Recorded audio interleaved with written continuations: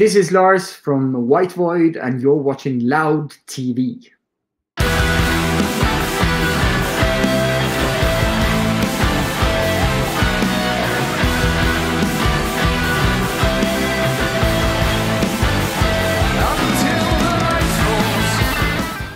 So I will start this interview with you, Lars, saying that you should have been in Paris 1 month ago. Mm-hmm. And I was waiting for you, but you didn't come. Yeah, it's the goddamn virus, you know? Holy shit. What can you do? It's a strange thing, you know? With BORKNAGAR, we had 61 gigs planned for last year. 61. Do you know how many gigs we played last year? 10? Zero. Zero. You know, it's the virus. We were supposed to start the US-Canada tour on the 19th of March. Yeah. And all of the US closed down, I guess, on the 8th or something like that. And then we had to cancel that tour, and then we had to cancel all the festivals, and then we had to postpone the European tour. But we're coming to Europe in November, December this year. Yeah, but I mean, now there are vaccines now, and they're starting to vaccinate. So I think after the summer, yeah, we do like this, you know, after the summer, maybe. November, December, yeah, I hope so. Because we're going to talk about your new project, but let's say directly that this BORKNAGAR album, it was the #1 of not last year, but the previous one. It was an incredible album. Incredible. I appreciate that. Thank you very much. We're really pleased with that one ourselves as well. So you and Vortex, you know, you were great voices, and the new team, magical. Yeah. And also with that album, we had a different writing process and a different recording process. So we did a lot more together as a band, especially with the vocals. Where me and Vortex, we jumped on a plane to Bergen to the studio of Oystein. And we just worked throughout an entire weekend with different voices and different melodies, and we were working together all the time. So we had that good creative flow. So I think that sort of translated well into the album. So we're going to do that for the next one too. And of course, Bergen is a wonderful town that I know. And it rains a lot though. It's a rainy place, but yeah, beautiful when it's not raining. So I will start this interview with White Void saying one of your lyrics. So what can you tell? What can you tell? What can you tell? Hey, this is one of your lyrics, right? Yeah, it is. The whole lyrical part of this album is kind of a strange tale, because I've been reading philosophy my entire life as a grown-up, and many years ago I started, as many teenagers do. I read Jean-Paul Sartre, and I started to read about existentialism, and that brought me to Albert Camus and absurdism. French guys. So I've been really preoccupied with the literature of Albert Camus, and also the philosophy of Albert Camus, because I think his approach to the problem of the absurd is a fascinating one.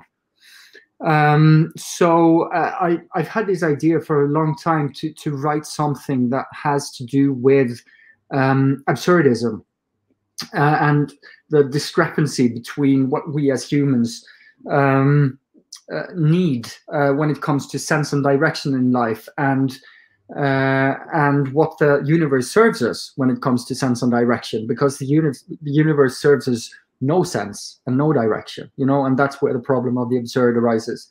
So I've been working with that for a while, and I've been thinking about how do I tackle that, and the way that came together as a concept for this album was I wrote lyrics as a sort of stream of consciousness, as how you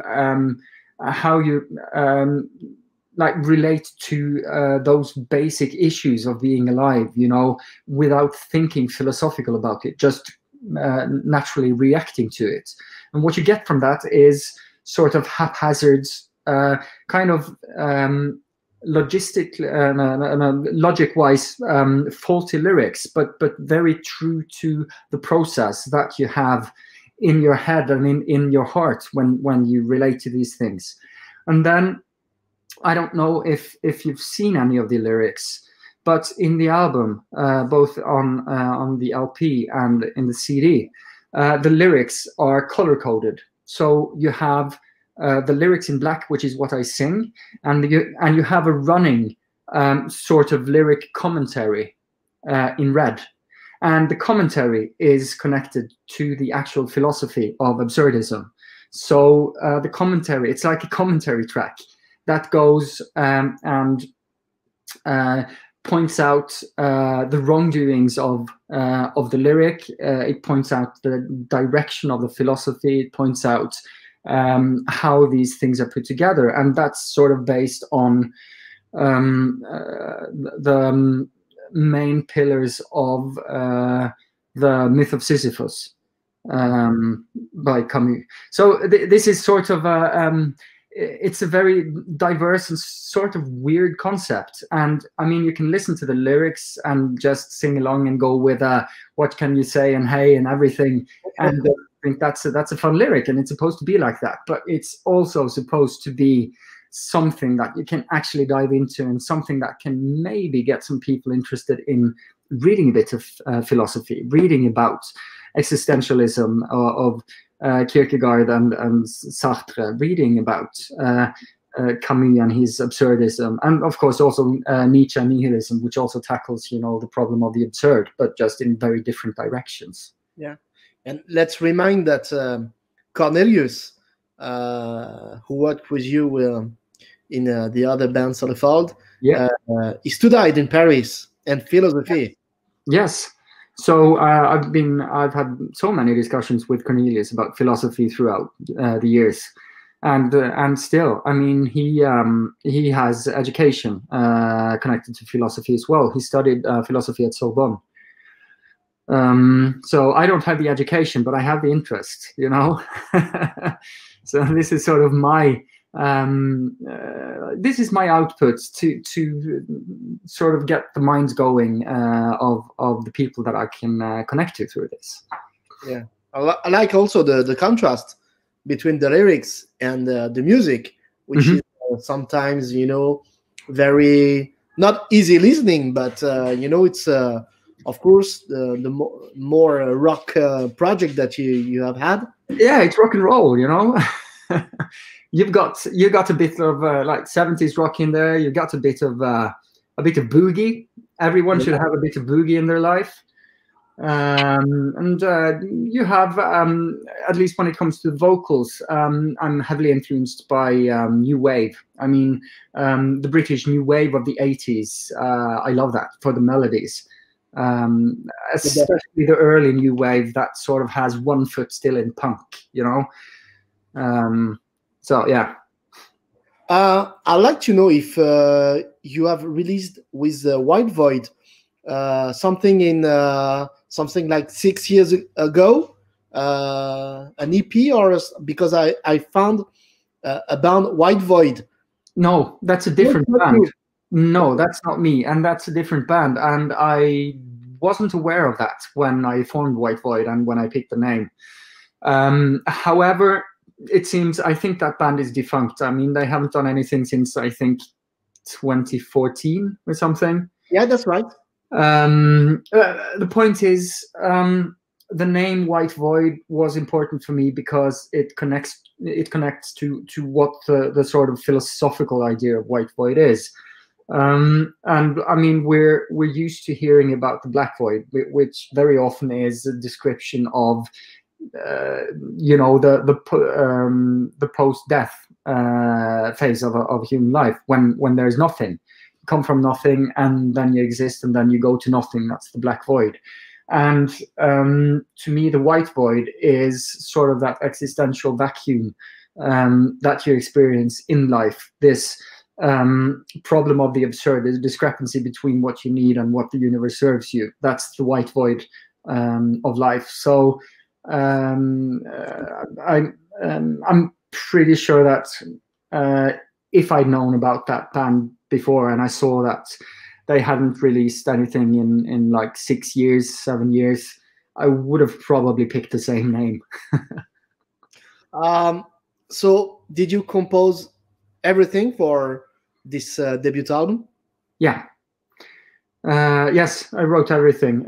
It's kind of the way that this came about was I don't sit down and write music specifically for this band or for this band.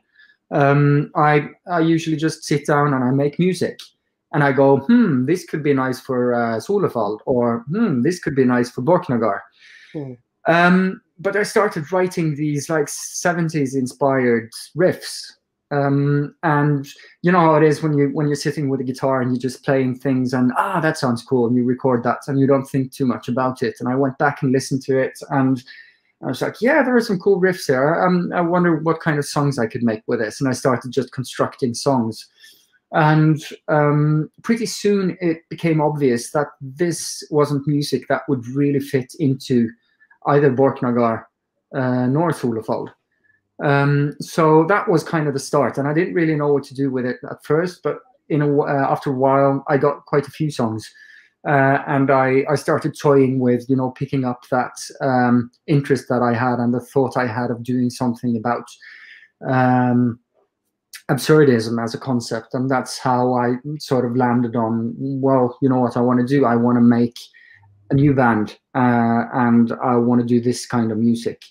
I'm not going to quit doing either SOLEFALD or BORKNAGAR. I mean, I'm still completely involved in both bands, but this is just another output where I can do other kind of music and do other kinds of concepts. Yeah. You were mentioning this 70s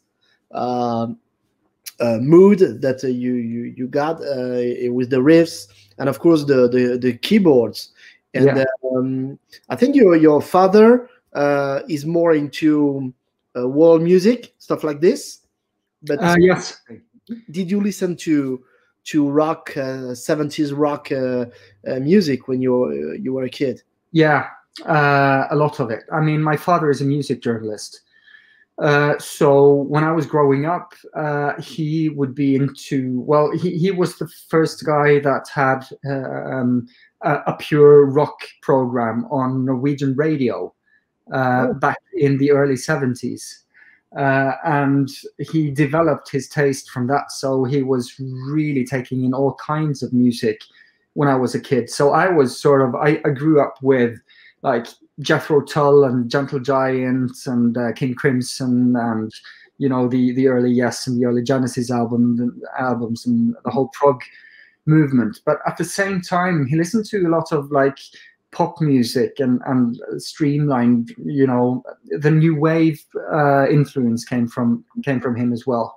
And then the later years, like the last 20-25 years, he delved more and more into world music. So I've had that as well as an influence when it comes from that.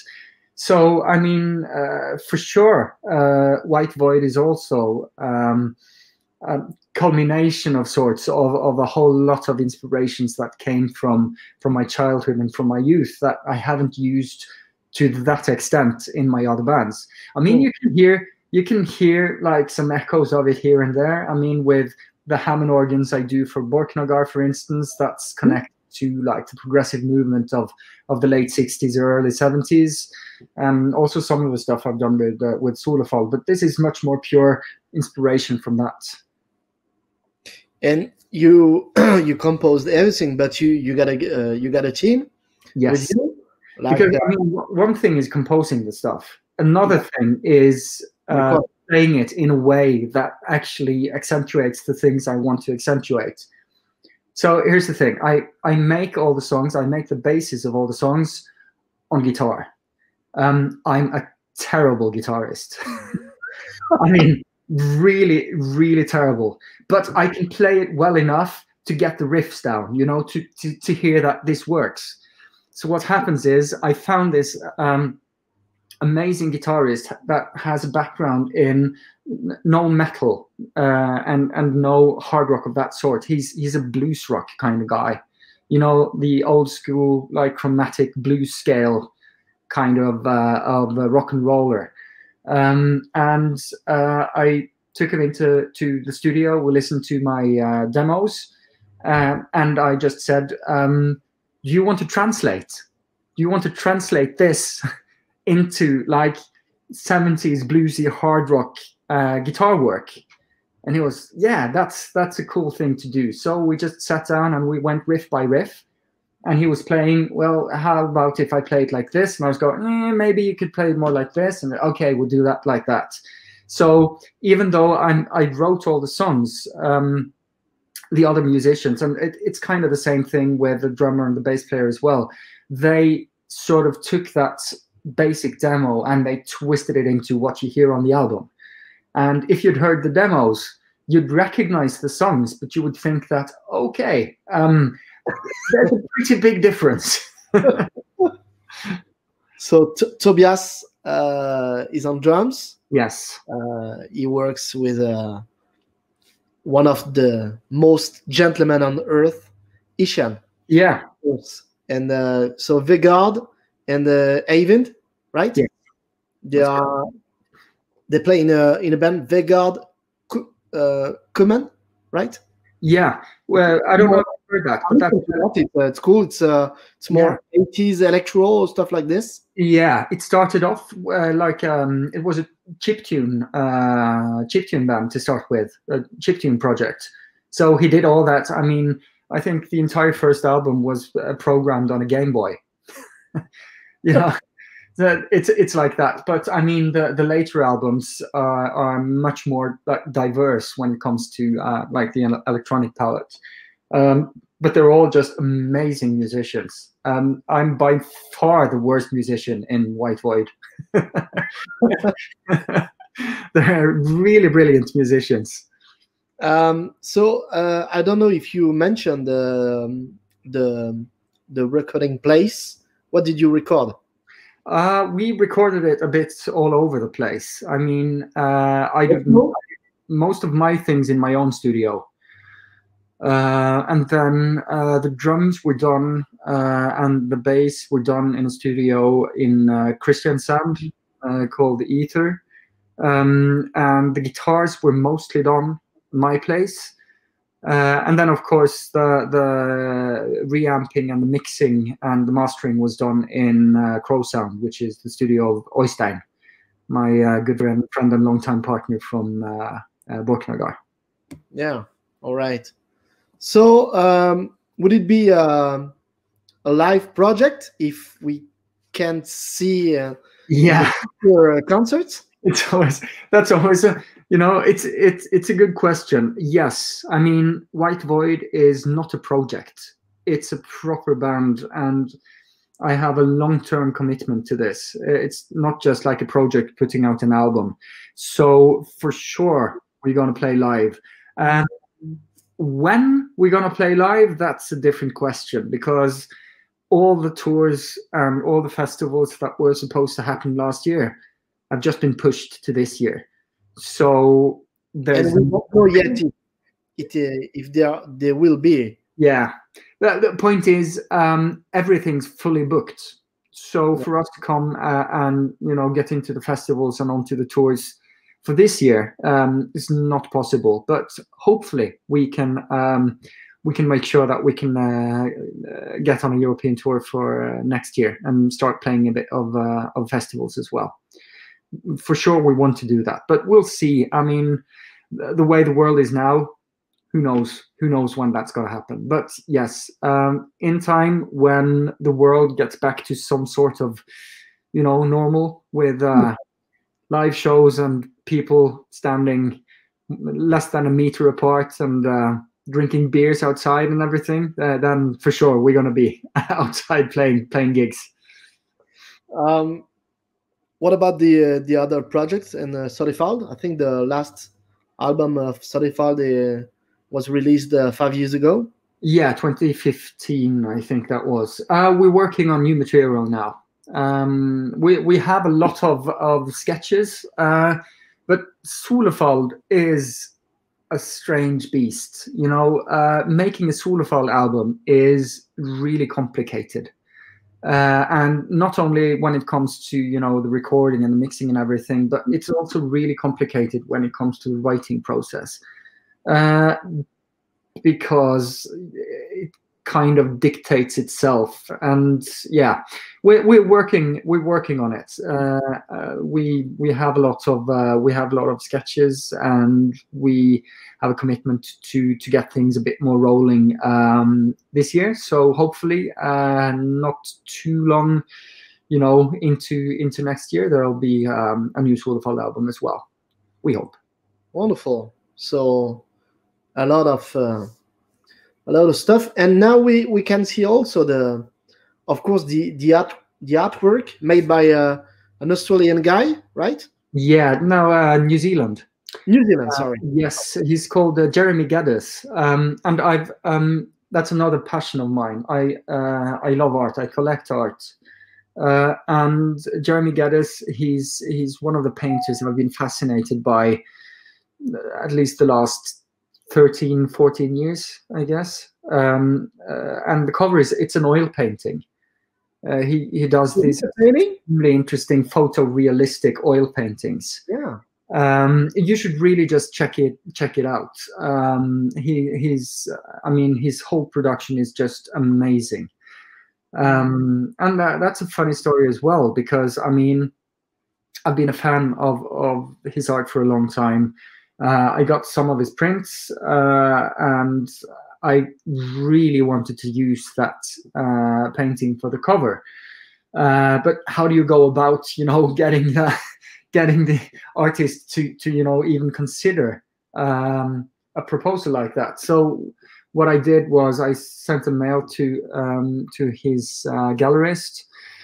And I tried to just explain a bit about the concept, and said we were a debuting band, and I explained why I wanted to use that painting, and I told her about his gallerist about how long I'd been a fan of his work, and the fact that I had several of his sign prints in my home, and I sent a few songs, and I guess 3 weeks went by and I didn't hear anything, like I sort of expected, you know, but I thought, well, it was worth a shot.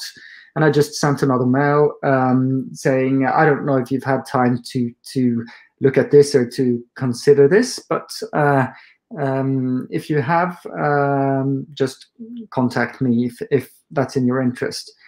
And it took another 2 days, and I got an email back saying,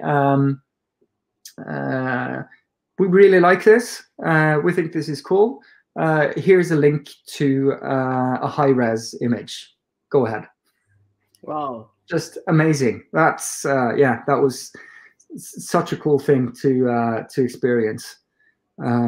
Just getting that sort of endorsement and being able to use that image for a cover for our music. So yeah, that's a great win for us. And it fits very well, you know, with the album. It's yeah, it's absurd, you know. Yeah, it is. Lots of absurd things with this. Yeah, I think we need that, you know, especially today, you know. Yeah. I feel the society is really ill, you know, and maybe when I was thinking about Sartre, you know, it was after the Second World War, you know, and it was also an absurd period, you know. Yes, absolutely.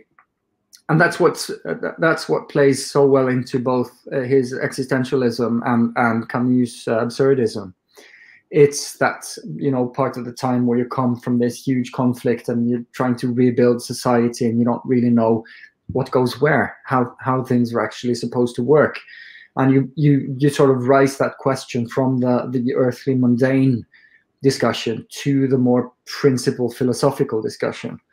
And it's kind of, we're kind of like that, I agree, in the world today as well, when we have these weird things happening with reality stars having been presidents and then trying to overturn an elected government in the States, and we have this worldwide disease that's spreading, the pandemic, and yeah, lots of absurd things going on. Let's finish with a Jean-Paul Sartre citation: "Hell is other people. Hell is other people." You know this one? I've heard hell is other people. Yeah. Some people do their very best to bring us as close to the idea of hell as they can, too. So yeah, it's a good citation. All right, thank you, Lars. And yeah, the album is out on March 12th.